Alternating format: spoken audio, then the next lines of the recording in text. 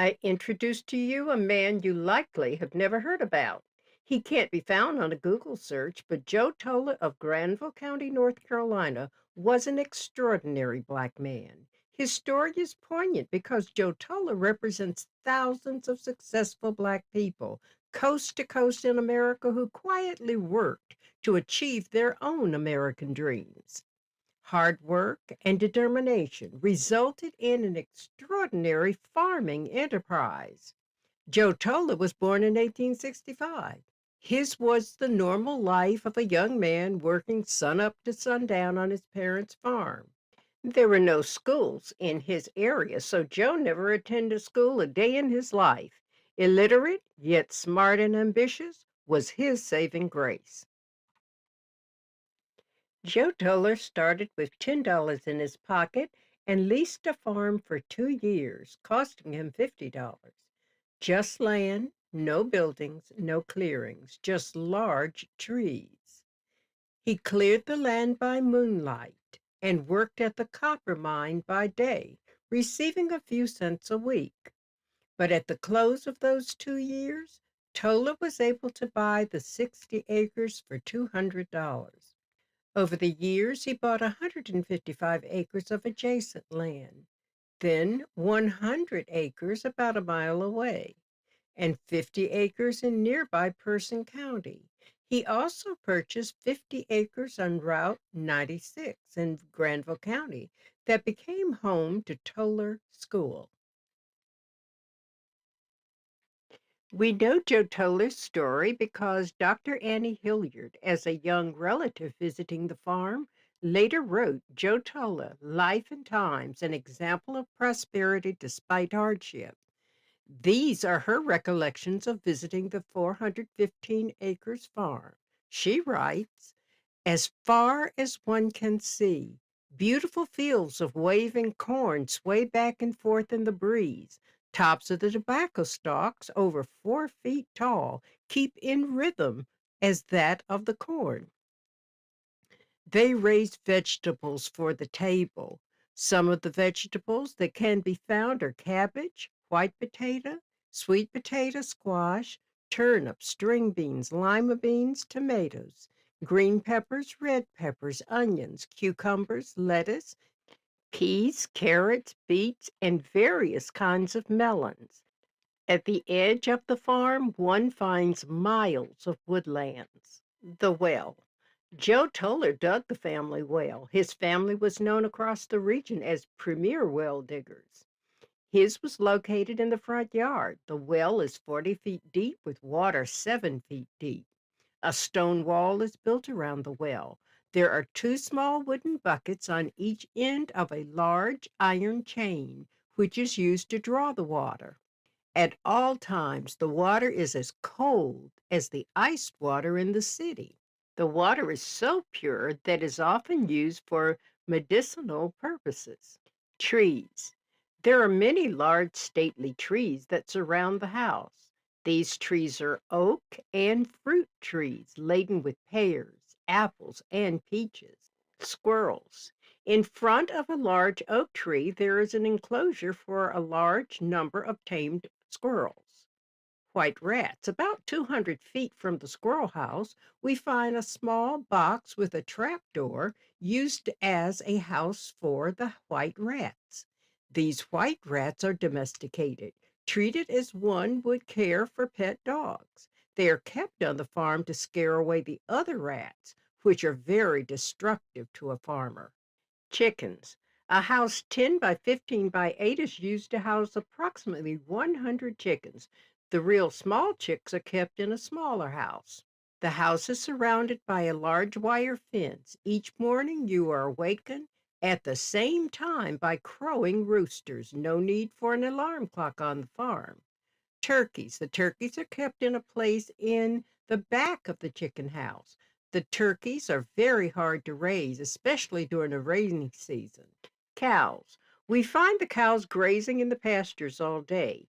Each evening about 6 o'clock, they are brought to the stable to be milked.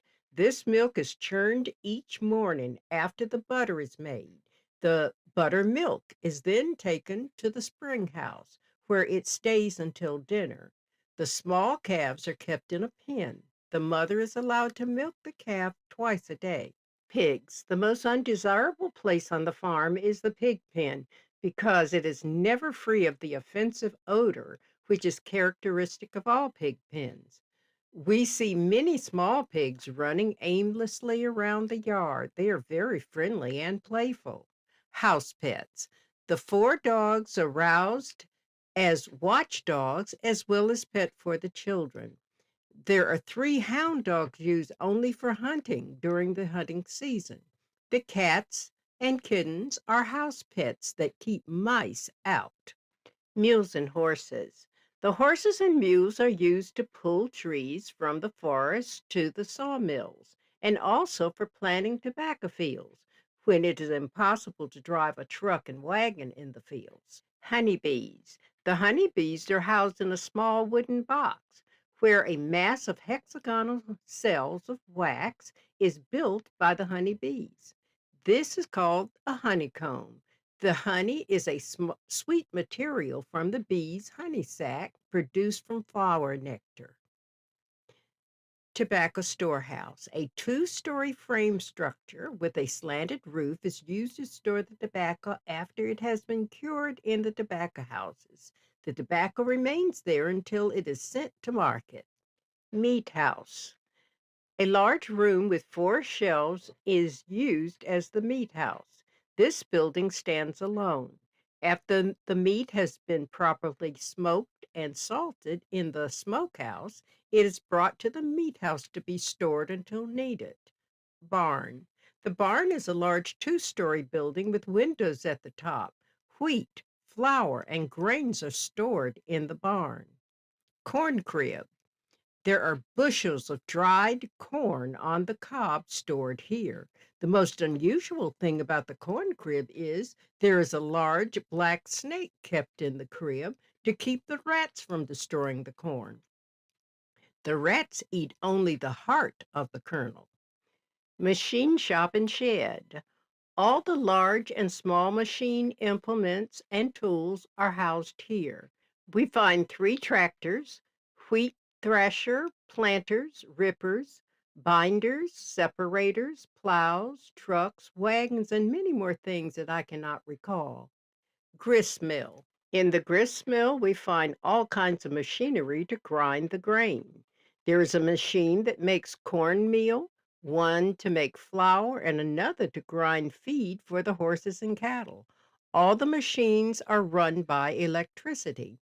Powerhouse.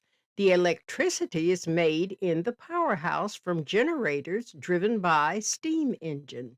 The electricity is then stored in storage batteries. The powerhouse will furnish lights for the home and later for Joe Toler's school.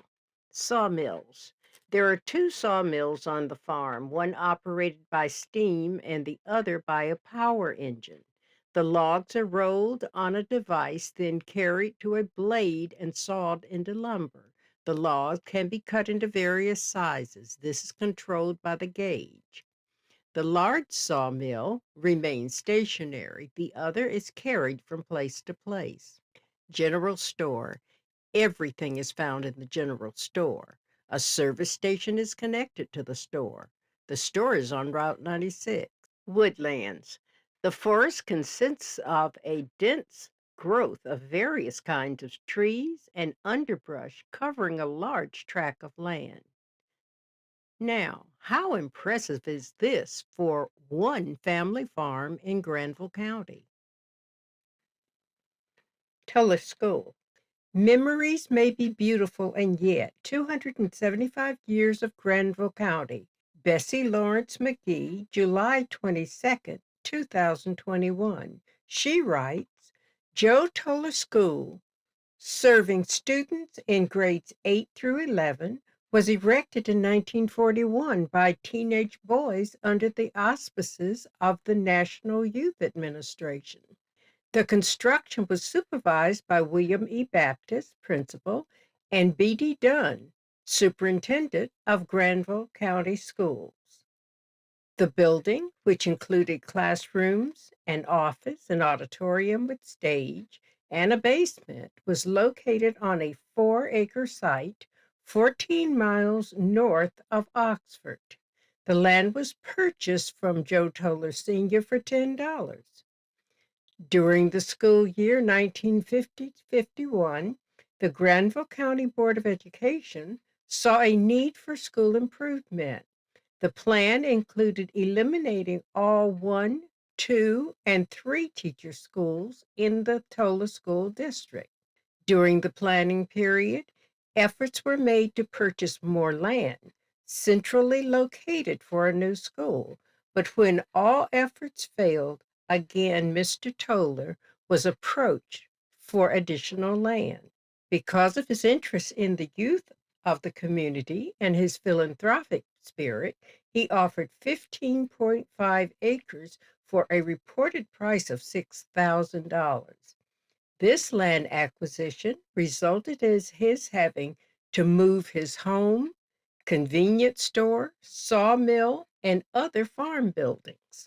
The fall of 1952 brought about the consolidation of a site having 2 buildings with modern facilities serving approximately 900 students in grades 1 through 12 with 29 teachers. Within 6 years, there was a total of 5 buildings on the campus, which included a gymnasium and an agricultural building. A cafeteria was constructed later. From high school to union school to an elementary school, and finally a pre-K to 6th grade school. In spite of numerous changes, Joe Toler set the stage for many youth whose dreams for a better way of life was realized. After all, this was the gift and desire of the philanthropic Joe Toler Sr.